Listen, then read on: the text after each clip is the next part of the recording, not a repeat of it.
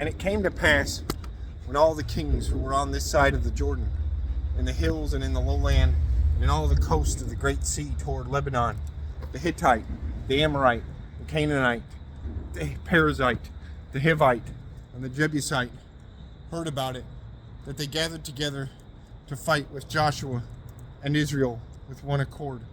But when the inhabitants of Gibeon heard what Joshua had done to Jericho and Ai, they worked craftily and went and pretended to be ambassadors.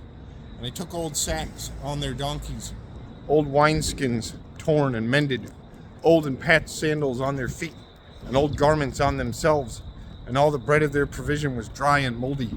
And they went to Joshua, to the camp at Gilgal, and said to him and to the men of Israel, "We have come from a far country. Now therefore, make a covenant with us."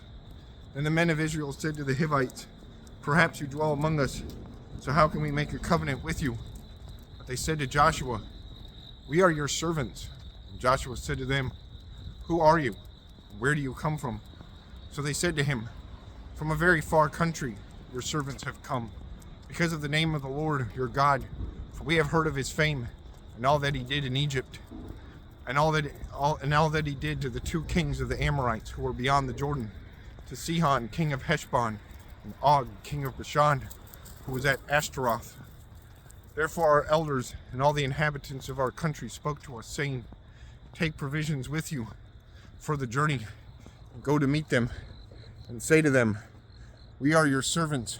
Now therefore, make a covenant with us. This bread of ours we took hot for our provision from our houses on the day that we departed to come to you. But now look, it is dry and moldy. These wineskins which we filled were new, and see, they are torn. And these are our garments, and our sandals have become old because of the very long journey. Then the men of Israel took some of their provisions, but they did not ask counsel of the Lord. So Joshua made peace with them, and made a covenant with them to let them live.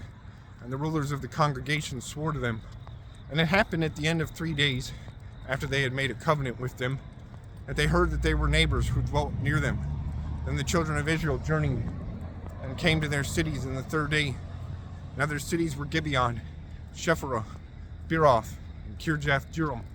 But the children of Israel did not attack them, because the rulers of the congregation had sworn to them by the Lord God of Israel. And all the congregation complained against the rulers. Then all the rulers said to the congregation, We have sworn to them by the Lord God of Israel.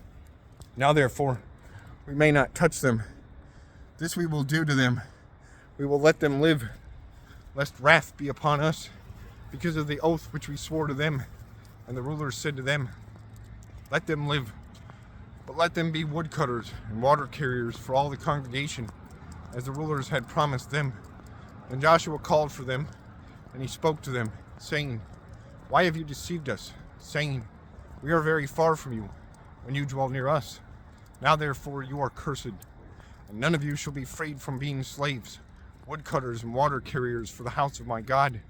So they answered Joshua and said, Because your servants were clearly told that the Lord your God commanded his servant Moses to give you all the land, and to destroy all the inhabitants of the land from before you. Therefore, we were very much afraid of our lives because of you, and have done this thing. And now, here we are, in your hands. Do with us as it seems good and right to do to us.